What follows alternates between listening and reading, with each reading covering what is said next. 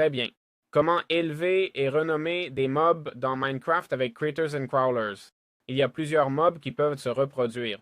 Par exemple, les serpents, en leur donnant du lapin cru, ils peuvent se multiplier. Les castors avec des pommes, les souris avec des graines de citrouille, les cerfs et leurs cousins avec du blé, les coyotes et loups gris avec de la viande pourrie. Le puma se fait avec de la viande de cerf, d'accord? Avec du venaison. Ah, regarde, on a deux ours que je n'ai pas encore présentés, mais je crois qu'ils apparaissent dans la forêt et... Bon, celui-ci existe déjà dans Minecraft normal, quelle différence? Et on a l'ours noir qui se nourrit de baies sucrées, ok? Plutôt cool. On a aussi le ringtail, cette bestiole du désert, qui se nourrit principalement de... Enfin, il mange des baies lumineuses pour l'apprivoiser et le reproduire. Et le squonk, si tu lui donnes des cookies, peut te donner des disques de musique, ok? Le squonk, je sais qu'il peut être un peu étrange. Bien sûr, c'est lui qui altère ma vision, d'accord? C'est celui-ci ici. Si je lui donne un cookie, il pourrait me donner des disques de musique, je ne sais pas combien. Là, il semble avoir lâché quelque chose, vous voyez?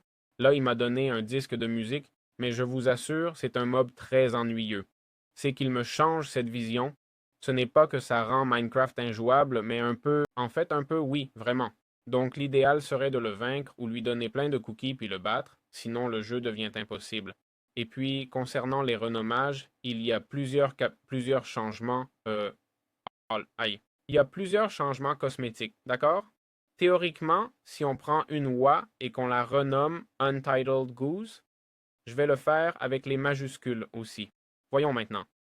Bon, ça devrait changer en un crochet avec couteau ou quelque chose comme ça, d'accord?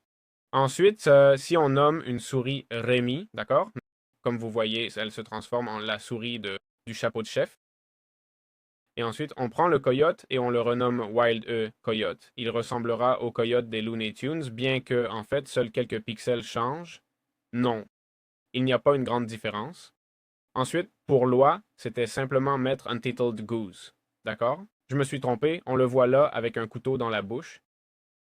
Et puis pour l'ours, enfin, pour l'ours noir, l'ours des bois, si on met Smokey, ça change complètement.